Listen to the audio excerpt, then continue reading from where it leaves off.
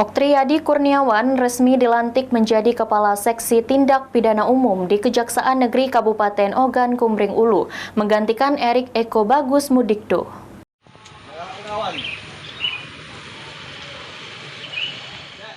Terdapat wajah baru dalam jabatan Kepala Seksi Tindak Pidana Umum atau Kasipidum di Kejari Oku. Erik Eko Bagus Mudikdo sebelumnya menjabat sebagai Kasipidum di Kejari Oku, kini menjabat sebagai Kasipidana Khusus Kejari Oku Timur. Jabatan Erik diisi oleh Oktriyadi Kurniawan yang sebelumnya menjabat sebagai Kasidatun di Kejari Lahat. Oktriyadi telah mengambil sumpah dan dilantik langsung oleh Kepala Kejaksaan Negeri Oku di Aula Kantor Kejari Oku.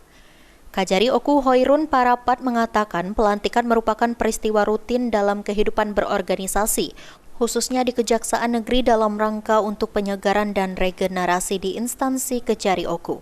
Sementara itu, Kasipidum Oktriyadi yang baru saja dilantik mengaku baru pertama kali bertugas di Kabupaten Oku. Dirinya meminta dukungan baik rekan eksternal maupun internal termasuk awak media.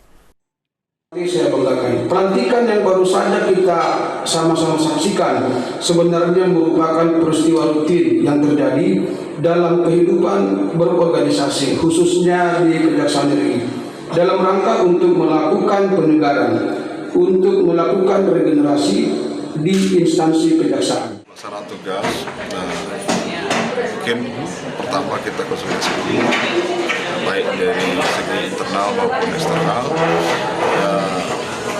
Langkah kedepannya mungkin minta dukungan lah dari kawan-kawan juga, dari kawan media, apa yang kami laksanakan, tolong diberi dukungan. Kemudian bagi stakeholder eksternal kedepannya mungkin kami konsolidasi. Kalau target, kalau Pidum ini Mas, kalau Pidum ini kan menerima limpahan berkas dari penyidik.